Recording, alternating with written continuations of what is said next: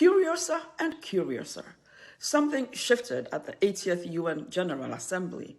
For decades, Africa has been spoken about, analyzed, pitied, prescribed for as a continent of problems and dependency. But this year, things changed.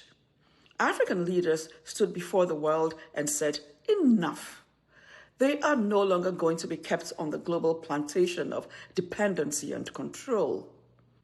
Their message was bold and unmistakable. The future of their nations and their continent will be decided with them, not without them. Greetings and welcome to everyone listening. I'm Dr. Christy Agawu.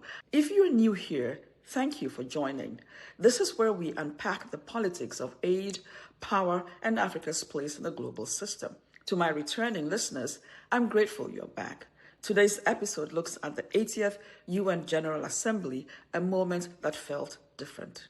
We'll explore how African leaders used the stage to assert power, demand reform, and challenge a world order that has too often spoken about Africa rather than with Africa. Germany's Foreign Minister Annalena Baerbock opened the 80th UN General Assembly with language that cut through diplomatic routine. Parents in Gaza are watching their children starve. Afghan kids are banned from school. Grandfathers in Kharkiv are sheltering in bathtubs, fearful of drones and missiles. Women in Darfur are hiding their daughters from being raped. She painted a world unraveling, then reminded delegates that 808 million people still live in extreme poverty, wondering how to feed their families. And yet, even amid the despair, she struck a note of resolve.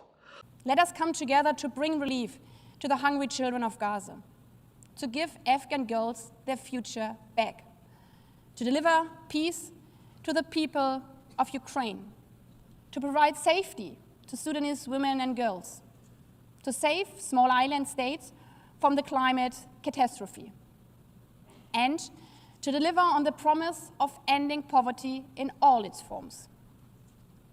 This 80th session is our chance to make it, not break it.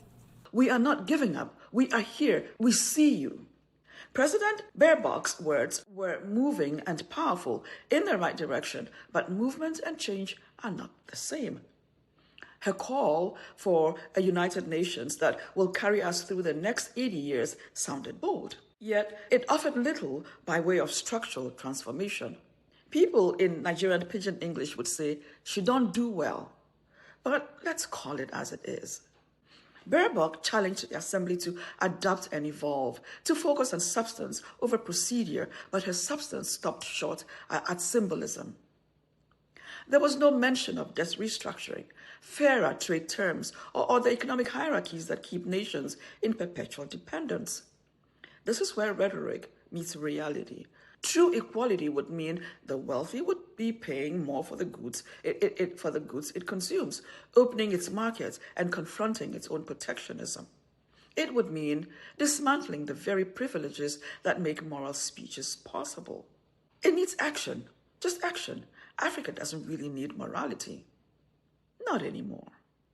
For African leaders listening in the hall, Baerbock's compassion was probably welcome, but it came wrapped in the familiar caution of Western diplomacy: empathy without reparation, solidarity without surrender. Voices like Dr. Arikane Chihombori-Kwao push this critique further, questioning why African heads of state still make pilgrimages to the UN each year to seek recognition of fairness from systems that rarely deliver it. Let's be realistic here.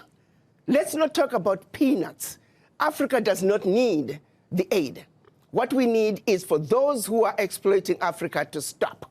Africa has everything it needs. If Africa could have contributed as much as it did to the recovery of Europe post-World War II, why wasn't Africa equally developed? She argues that Africa does not need the UN as much as UN needs Africa, that the continent could pursue many of its goals through its own institutions, through the African Union, through frameworks built by Africans for Africans. Her point is potent. If real change must come from within, Why not carry these demands home to Addis Ababa, to Abuja, to Accra, instead of repeating them in New York? Why seek to persuade the global community when your power lies within your own continent? When African leaders took the floor, though, they came prepared, positions clear, confidence high, deliberate they were, unapologetic, definitely, and grounded in years of reflection. They had ditched pity. It was about power, speaking truth to power. Let's hear briefly what some of the African leaders had to say. They spoke with unmistakable clarity. Angola's President, Joao Lourenço, the African Union chair, hammered home the injustice. Africa, with 1.4 billion people, about 17% of the world's population, still has no permanent seat on the UN Security Council. This reality is further exacerbated by numerous conflicts and wars afflicting countries and regions across the globe from which we had hoped to find cooperation and fruitful exchanges, so that together we might overcome our difficulties and contribute with our immense resources and capabilities to global prosperity.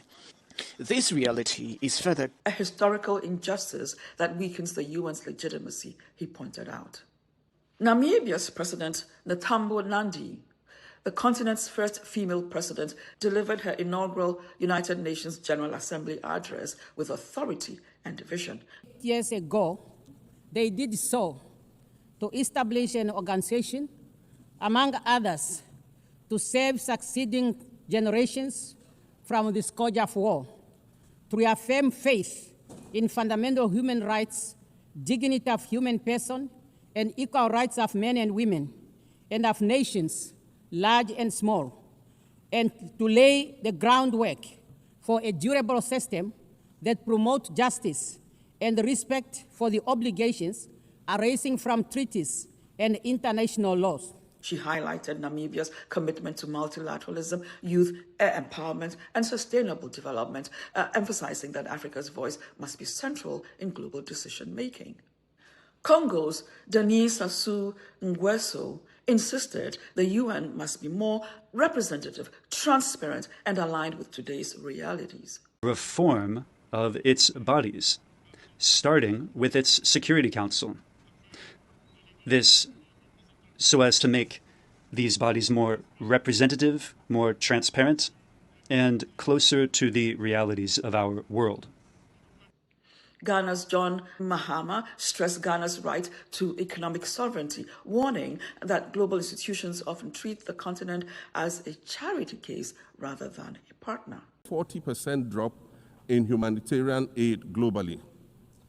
In this era of global uncertainty, Africa must exercise sovereignty over its natural resources to raise the necessary funds to ensure the well-being of its citizens. The days of parceling out vast concession areas to foreign interests for exploitation must come to an end.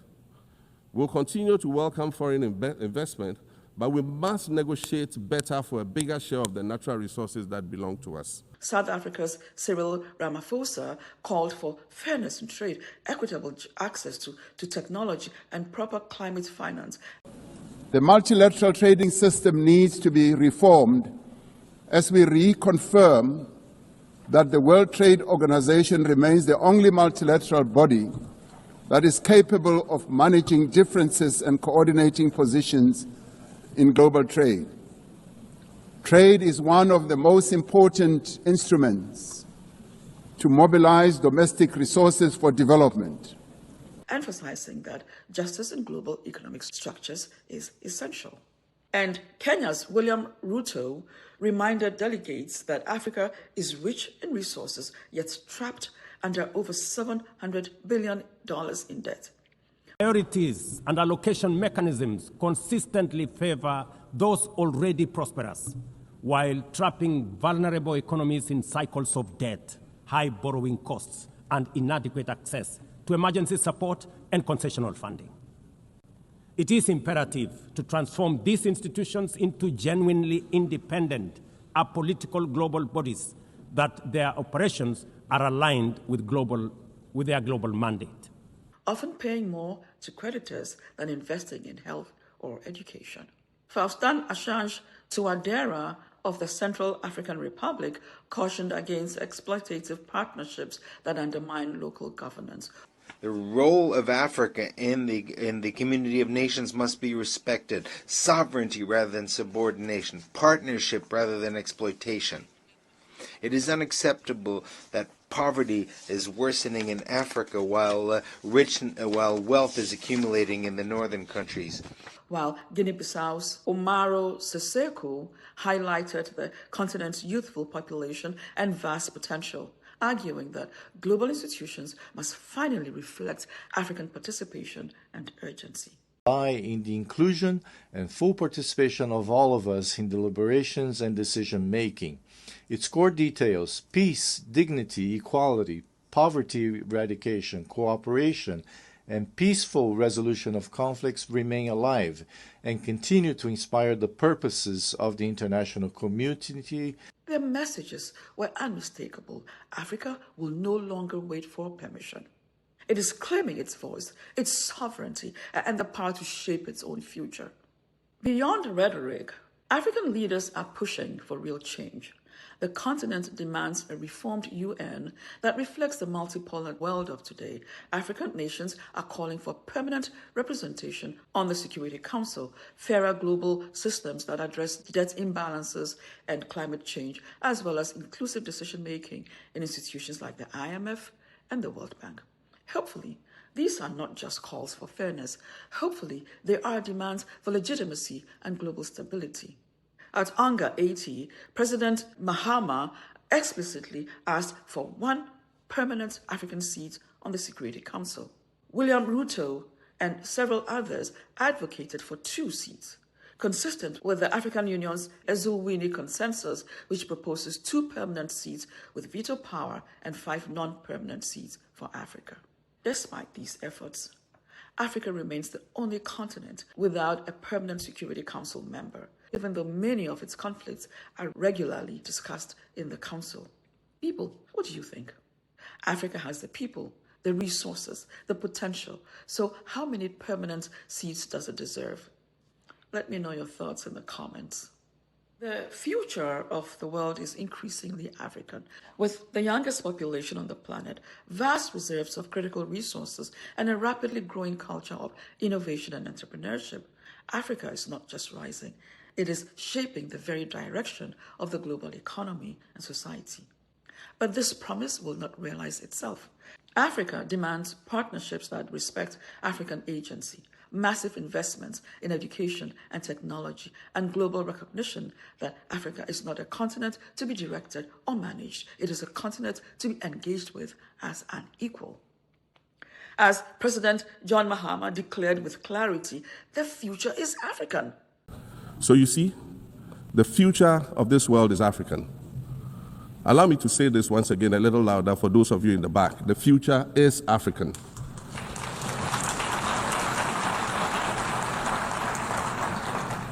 Already today, Africa is a catalyst for human potential and development, as well as for economic reform and ecological stability.